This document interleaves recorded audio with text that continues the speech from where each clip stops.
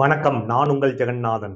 America மீண்டும் ஒரு முறை தன்னோட முடிவ மாத்தியிருக்குது அப்படின்ட்டு சொல்லலாம். இருந்தாலும் ரஷ்யா 1 மாதத்திற்கான எண்ணெய் வாங்குறதுக்கு உத்தரவு விட்டிருக்குது அமெரிக்கா. ஈரானுடைய போர் காரணமாக உலகத்துல எரிசக்தி விலை கடுமையாக உயர்ந்திருந்த நிலையில இந்த முடிவ எடுக்கப்பட்டிருக்குது. இருந்தாலும் சந்தைய நிலைப்பாட்ட ஒரு முயற்சியாக இது பார்க்கப்படுது. 2 நாட்களுக்கு முன்னாடி அமெரிக்க செயலாளர் கருவூரலை ரஷ்ய எண்ணெய் மேல விலக்கு முடிவு செய்யறதுக்காக ஒரு அறிவிப்பை அறிவிச்சிருந்தாரு.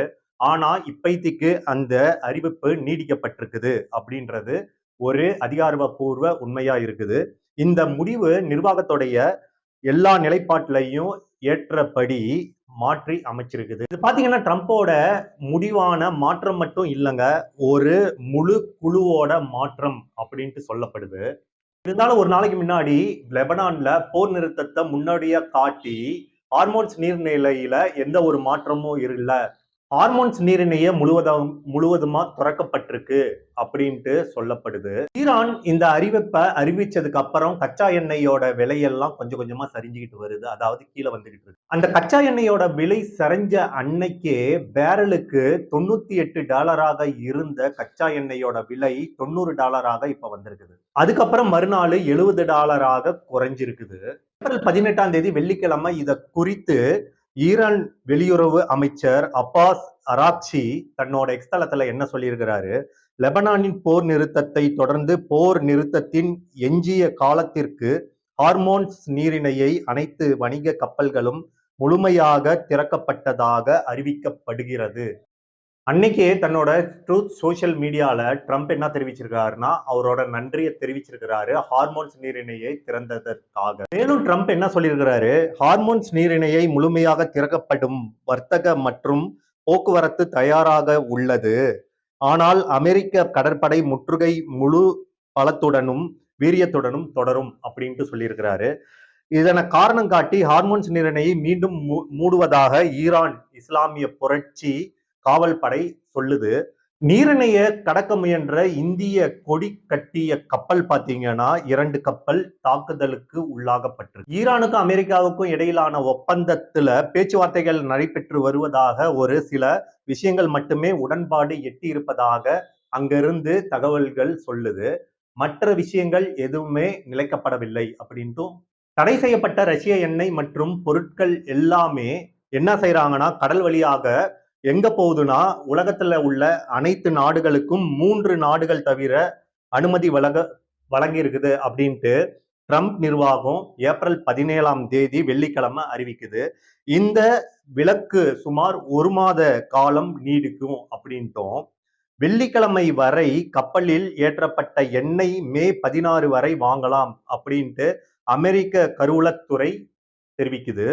கப்பல்களில் ஏற்றப்பட்ட ரஷ்யாவை சேர்ந்த கச்சா எண்ணெய் மற்றும் பெட்ரோலிய பொருட்களின் விநியோகம் மற்றும் விற்பனைக்கு ஏப்ரல் 17, 2026 வரை அனுமதிக்கப்பட்டுள்ளது அப்படின்ட்டு சொல்லப்பட்டிருக்குது. பொது உரிமம் 1348 படி ரஷ்ய உரிமம் இருக்கு இல்லைங்களா, அது விளைவிக்கும் வெளிநாட்டு தடைகள் விதிமுறைகள் கீழே இருக்கிற அல்லது யுக்ரைன் மற்றும் ரஷ்யா போருடன் தொடர்புடைய கச்சா எண்ணெய் மற்றும் பெட்ரோலிய பொருட்கள் எல்லாமே விலக்கு பொருந்தும் அப்படின்ட்டு சொல்லியிருக்காங்க அமெரிக்க நாடும் மற்றும் ஈரான் நாடும்.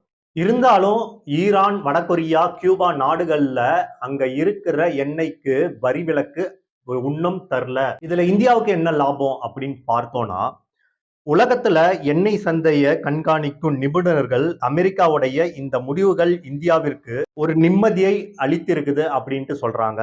சர்வதேச எண்ணெய் சந்தை நிபுணர் நரேந்திர தனேஜா அவரோட எக்ஸ்தலத்துல என்ன சொல்லியிருக்காருன்னா, அமெரிக்காவின் அறிக்கை முக்கியமான உள்நாட்டு மக்களுக்காகவே வெளியிடப்பட்டுள்ளது. ஏனெனில் எண்ணெய் விலைகள் உயர்ந்தால் அது அங்கே உள்நாட்டில் அரசியல் தாக்கத்தை ஏற்படுத்தக்கூடும். இந்த ஆண்டு நவம்பர்ல பாத்தீங்கன்னா அமெரிக்காவுல முக்கியமான தேர்தல் நடைபெற இருக்குது.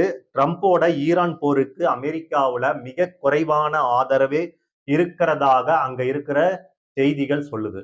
நரேந்திர தனேஜா தன்னோட எக்ஸ்தலத்துல என்ன சொல்லியிருக்காருன்னா, அமெரிக்க நிர்வாகத்தின் இந்த முடிவு மற்ற நாடுகளுக்கானது என்றாலும் இது இந்தியாவிற்கு பெரும் நிம்மதியை அளிக்கும். ஹார்மோஸ் நீரிணை முடக்கப்பட்டதால இந்திய எல்பிஜி மற்றும் எல்என்ஜி ஆகியவற்றில் மட்டுமே சிக்கல்களை சந்திக்க வேண்டி இருந்தது. ஆனால் போர் நீடித்திருந்தால் இந்தியாவில் எண்ணெய் தட்டுப்பாடு ஏற்பட்டிருக்கலாம் அப்படின்ட்டு சொல்லியிருக்காரு.